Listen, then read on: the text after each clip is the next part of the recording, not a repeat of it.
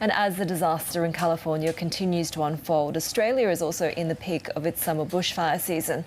The country's Climate Council says that carbon pollution is driving longer, more intense and overlapping fire seasons in both places. This is putting a strain on domestic resources as well as international cooperation, such as the sharing of large firefighting aircraft. Let's bring the situation here with Rosalind Prinsley, who's from Australian National University's Institute for Climate, Energy and Disaster Solutions. So, in a lot of ways, is it surprising to you that there's been such a lack of preparedness in these LA fires? Because we know that last year was the hottest year on record for the world. It was the second hottest for Australia. Should there have been more of a recognition that these fire seasons are now sort of elongated and overlapping? Yeah, well, I think there's no question that fire seasons are going to be elongated and overlapping into the future, and things are only going to get worse, sadly. I think people are people, they put their heads in the sand until it becomes so desperate that they can't. And I'm hoping that these fires in Los Angeles will make people see that things are really desperate and we need to do a lot more than we've been doing. To my mind, we need to think about fires as the same way that we think about fighting wars and be super prepared for every aspect of firefighting to make sure, in my mind, that they don't happen in the first place. And that's the work that we're really focused on here. And we know that for Australia, fire seasons are also going to be longer and less predictable. How do you rate the government and I guess state government and local government's preparedness when it comes to future fire seasons, both in terms of infrastructure, resourcing, human firefighter training? So there's no question that local, state and federal governments take this extremely seriously. And have recognised now that there's a need to turn around that poor balance between preparedness and recovery. Up until now, most resources have been invested in recovery, and now we're putting a lot more resources into resilience. And so we have the Disaster Ready Fund. Various states have their own preparedness funds. We're changing the way that we govern the management of disasters. And we're doing a lot. The problem, I think, is that we are not keeping up with climate change. Climate change is rapidly outpacing our ability to deal with disasters. We're actually facing a severe shortfall in funding for recovery efforts and for disaster mitigation. Our government resources are really, really strained.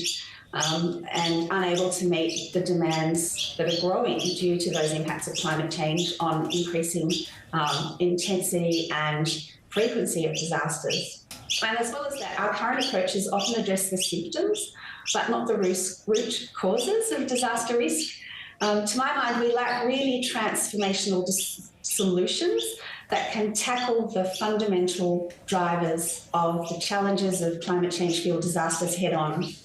So we need to do a lot more, and we need to do it a lot more quickly. How concerned are you about reversals and changes that we might see in the coming year, especially as we hear a Trump administration might not be as open to keeping some of those efforts and the progress that has been made from the Biden administration as well in this green transition and sustainable energy solutions as well? Yeah, so there's two things. There's absolutely no doubt in my mind that we need to do everything we can to reduce our carbon emissions.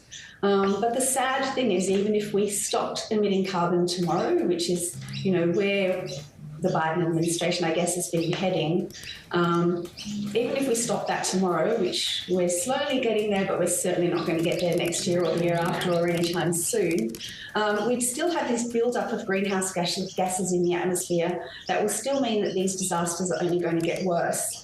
So we need to, at the same time as we're reducing our carbon emissions, we need to start really strongly focusing on technologies to actually fight these disasters, because they're not going anywhere anytime soon. They're only going to get worse. I know that you've been studying some new methods when it comes to how to implement technology in fighting the symptoms that we're seeing right now in terms of climate change. What are some of the most exciting areas for you? Yeah, so for your listeners, that as well as bushfires becoming more frequent and covering longer seasons, the nature of bushfires is changing with climate change, and we just don't really know how to fight these fires. And in fact, even the most experienced firefighters and fire commissioners are finding that the traditional tools that we usually use, such as hazard reduction burning and back burns, and just not working anymore. And so we need to find new solutions. And so I think we need to turn our thinking upside down and invest much faster in research to develop new technologies. And in our case, these fires, our fires in 2019-20, 90% of the fires areas burnt were caused by lightning ignitions in remote bushland. The problem is that you don't see them until they get really big, and by the time they're really big, they are too big to control, and then they spread into areas where you don't want them to go. And as well as that, they kill lots of animals, they cause lots of pollution. So what if we invested our efforts into finding these and putting them out when they're tiny? Can we detect the ignition from the lightning and extinguish it before it grows dangerous? So the exciting things we're doing at the moment are trying to see if we can detect fires much more quickly and put them out straight away. And we have a Bushfire Research Centre of Excellence at ANU with researchers from many disciplines collaborating with industry partners to try to do this. And I guess I started out thinking two things. First of all, I noticed in Israel they have the Iron Dome, which is an air defence system that tracks and intercepts missiles to help protect and save lives there with all those rockets that keep firing into Israel. And they've saved many thousands of lives, I think, that way. And I thought, what if we had a system like an Iron Dome that could detect ignitions and put them out straight away, just in the same way as you stop a missile? So what we're trying to do is something like that. And I also thought about, we have astronomers with telescopes who are looking up at stars millions of light years away, and they can see them. And I thought, what if we turned that telescope down to the ground and to see if we could find tiny lightning ignitions and then work out some way to put them out straight away. So we've been looking at bringing advances in scientific areas such as artificial intelligence, sensor technology, drone technology, astronomy and engineering to produce things like networks of scout drones that can rapidly locate newly started fires, new kinds of detectors that can detect them. We're even developing GPS-guided water gliders to suppress small fires.